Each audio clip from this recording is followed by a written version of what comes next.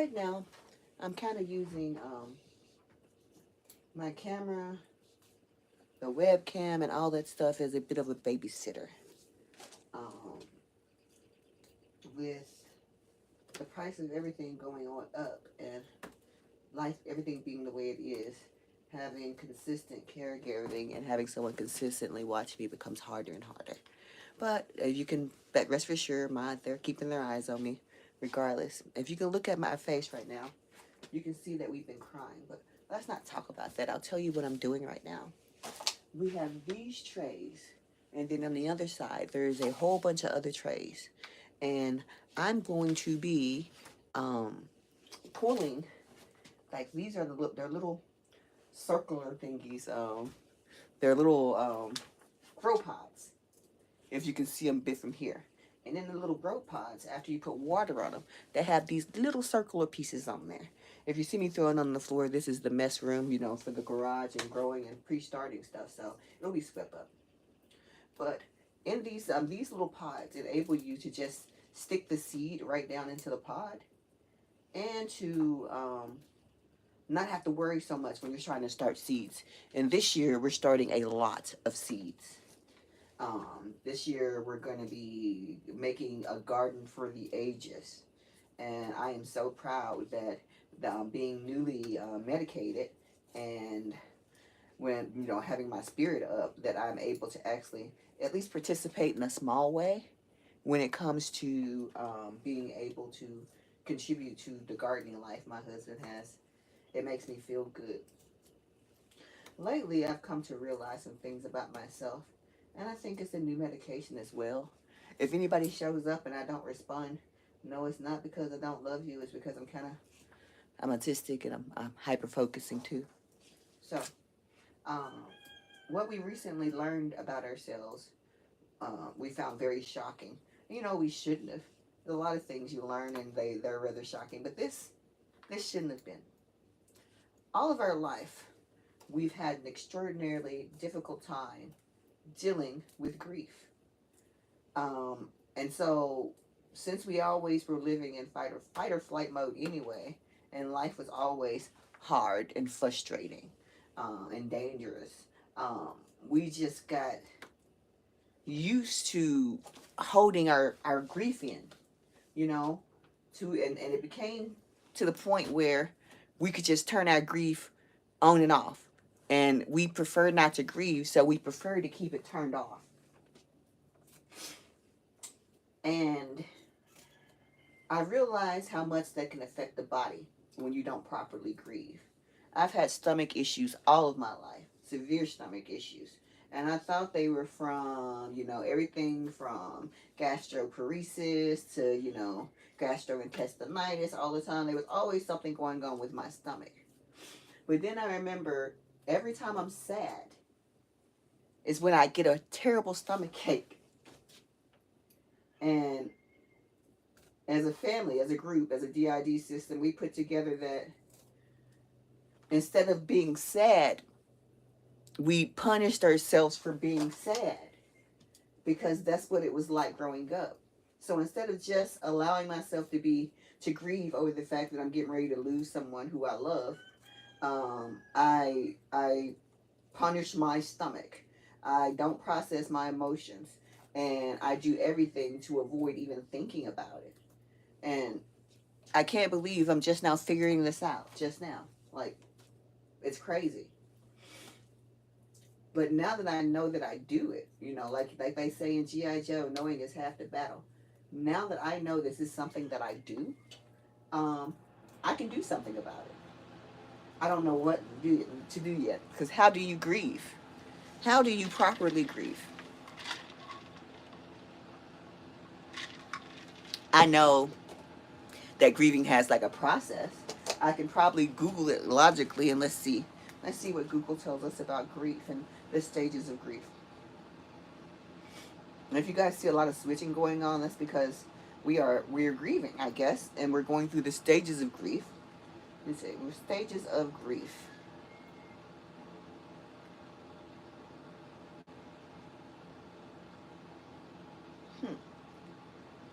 The 5 stages of grief Um, Denial, anger, bargaining, depression, and acceptance.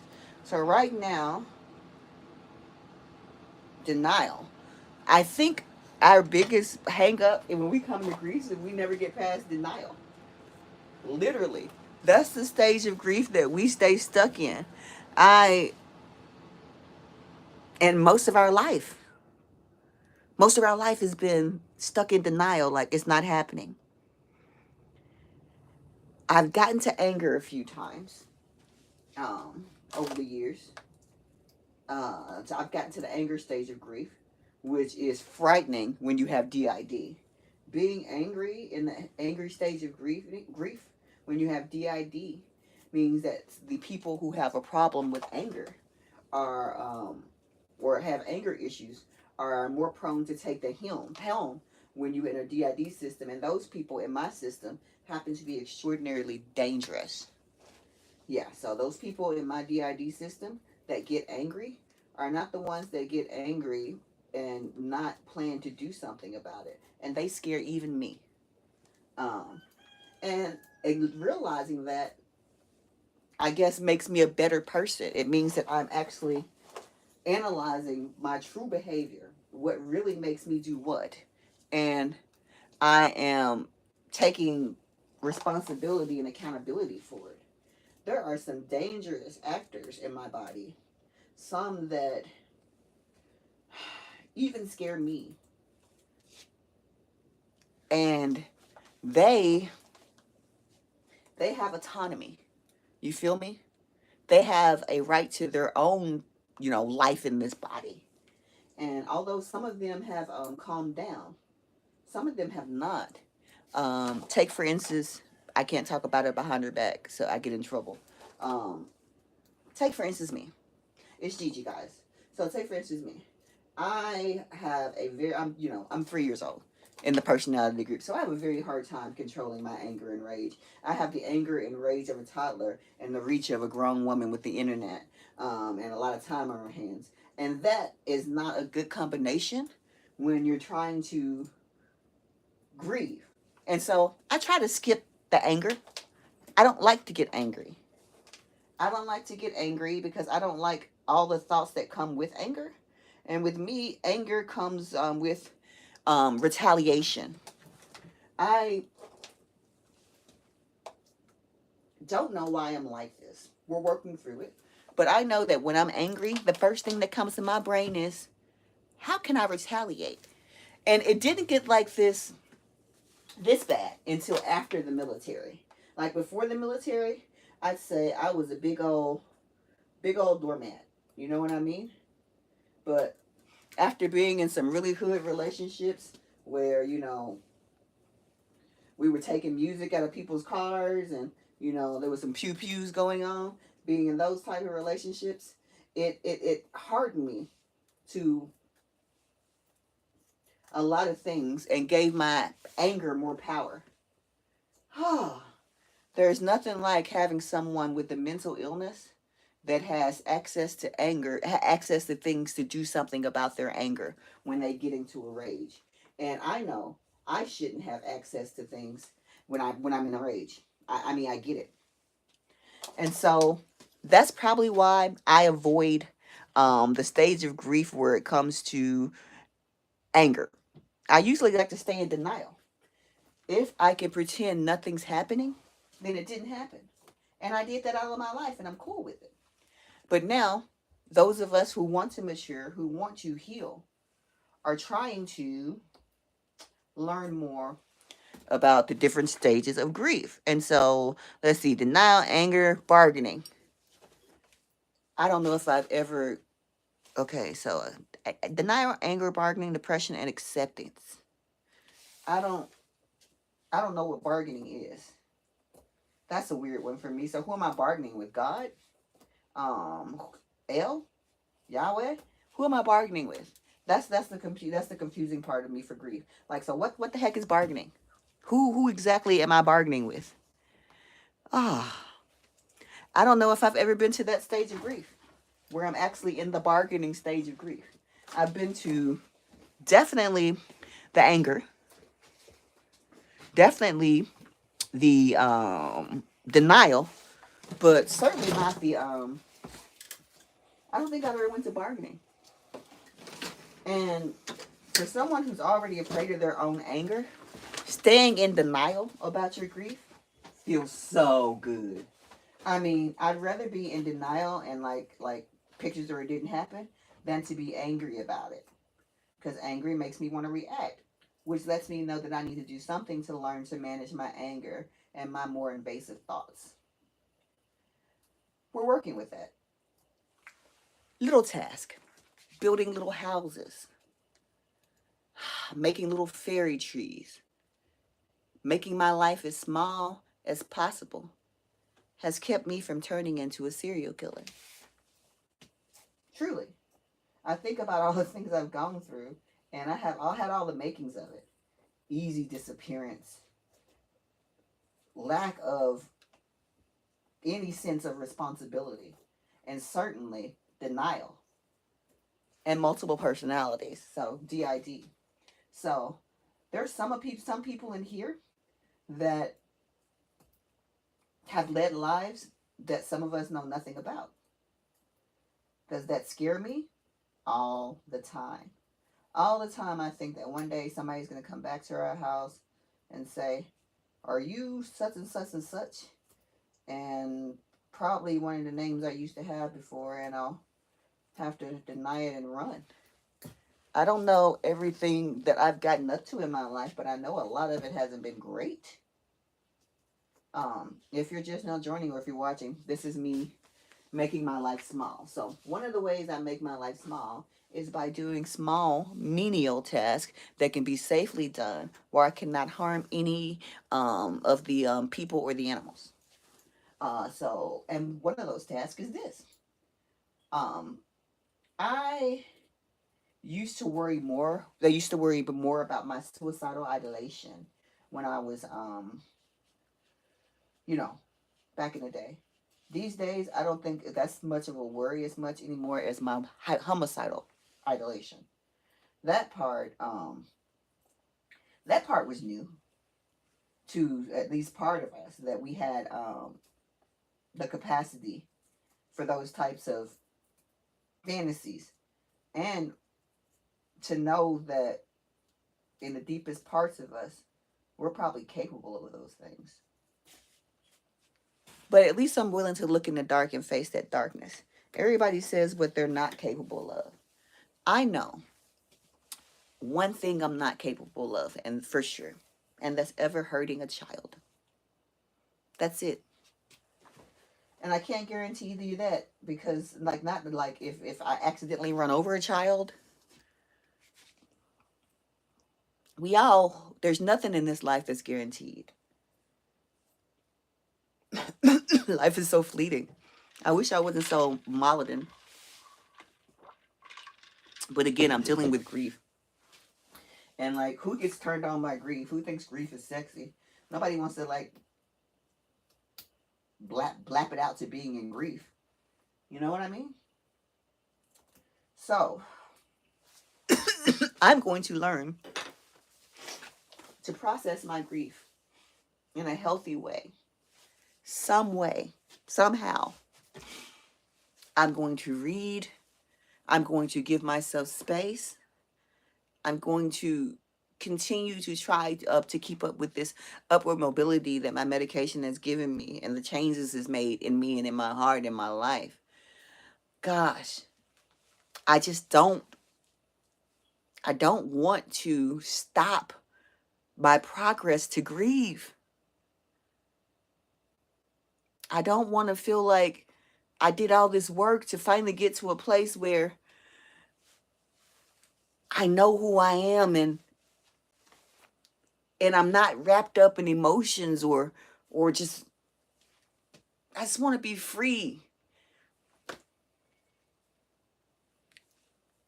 And that in itself is you can never be free. Grief is always going to be there knocking at your door. You just have to decide whether or not you're going to answer the door. And if you don't answer the door for grief, it will still come inside. You don't have to say yes. If you don't answer the door for grief, it will still come inside the house and it will wreck your home, your body, and your soul in ways that you never thought possible. When it would have been easier just to invite the grief in, sit down, and learn why it's there. Let it have its say, and then walk away from it. I want to do the 5 stages of grief correctly so I can teach myself that it's safe to love. So I won't be afraid of loving people, of situations, of life, of becoming a serial killer. Because the more you start to love people, the less you can see them as potential targets and the more you can see them as humanity. In my mind at night, in the dreaming, I know the depth of what I'm capable of. In real life, well, the dreaming is real life, trust me. In this life, my dad said that the tower's never high enough and there was never enough bullets. And he told the truth.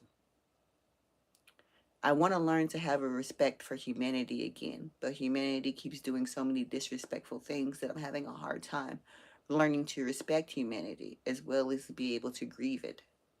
Humans are, I would not even deign to make roaches feel bad. Humans are terrible creatures. We pillage, we rape, we destroy, we steal, we lie, we cheat, we break each other in the worst ways over and over and over again. Sometimes just for entertainment. We watch babies get bombed, and we sit there and we just eat our popcorn or go on with our lives because it's not us right now, right? And those with power that can do anything, well, they're too busy trying to hold on to power. And those like us that are looking up from the bottom and see the map to the way we fix that, to the way to fix things, aren't being listened to. I have a feeling that there are a lot more people like me out there than I used to think. A lot more people who are mindfully making sure they don't become a monster.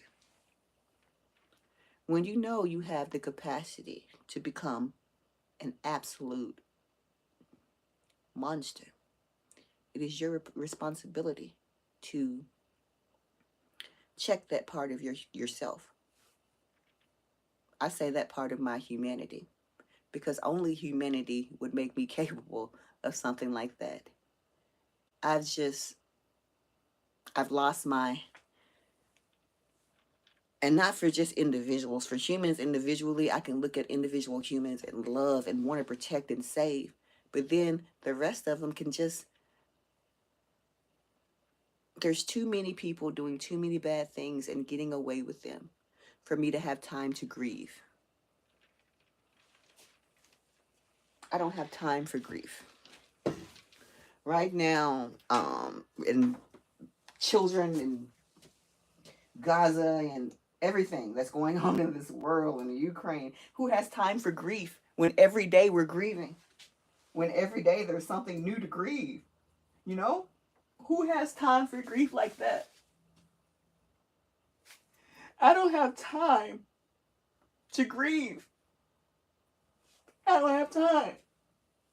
Not when we're worried about food prices and we're worried about kids and Department of Education and school, that stuff that used to be common sense. What right do I have to take to grieve? There's too much to do. I can grieve when I'm dead. And this is why that doesn't work, Sabrina. If it worked like that, if you were just able to grieve when you were dead, our bodies wouldn't be falling apart from you holding in so much shit. And literally, it makes you impact your bowels. You'd rather punish yourself than just be sad for people who might have hurt you. Just be sad. Why can't you just be normal?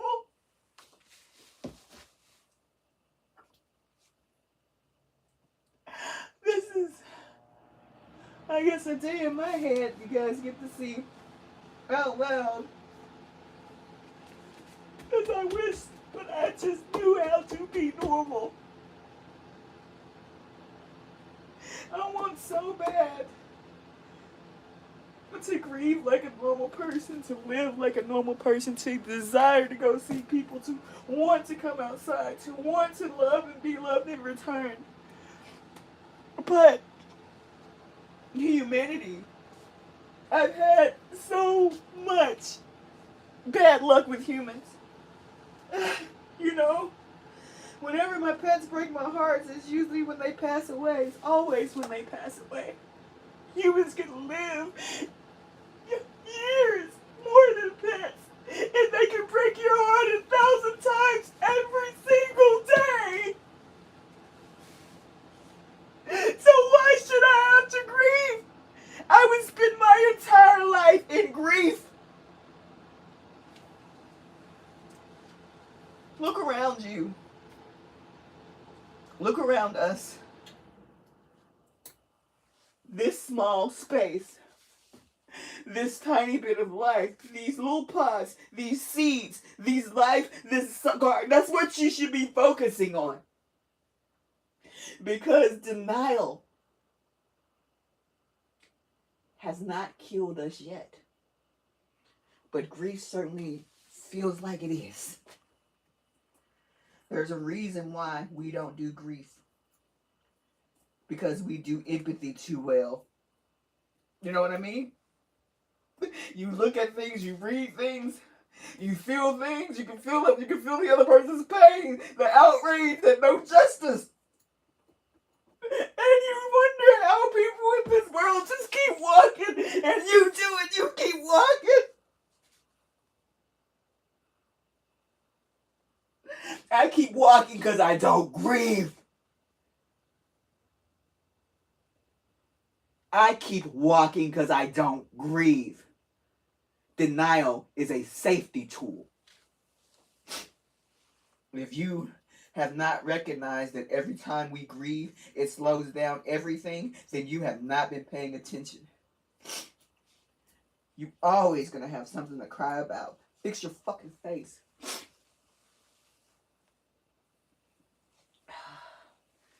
You're always going to have something to cry about, Sabrina. I'm tired of people trying to explain to you that you need to be sad in order to survive in this world. When you're sad, you get nothing done. You shut down. You don't know how to be sad. You were never allowed to be sad. As a kid, you had to keep smiling. You had to keep dancing. You had to keep looking like everything was okay.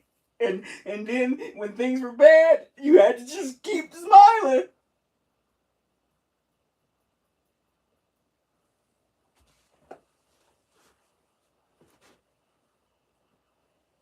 And so, keep smiling.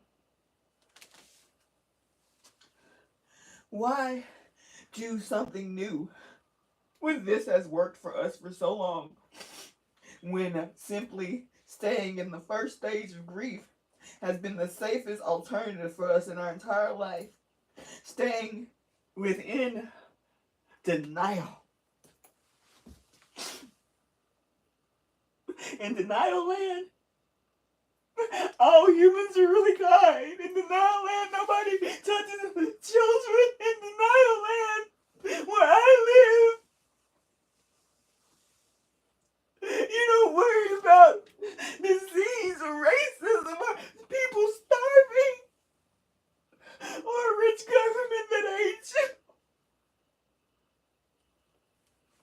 Just let me stay in my small little land of denial.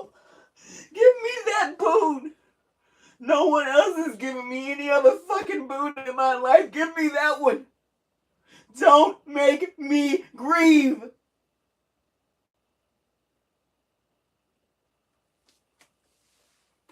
Because if you like to start grieving, there's a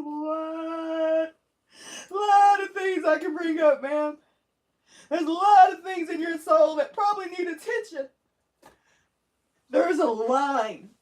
There's a wait list. Stay in your small world with your plants and your animals that die on you and don't lie on you. Why though? I'll never grow like that. I'll never grow like that. I'll never heal. Says who? Says who?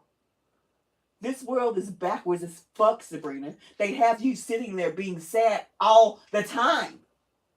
This world tells you should grieve. You know goddamn well he's going to be fine on the other side. You still see your mama, you see your daddy, you see your brother. This world has it backwards. You're grieving wrong. Giving too much power to something that should be so small when we have other things to be responsible for. So tighten up, fix your face. I gotta get some tissue.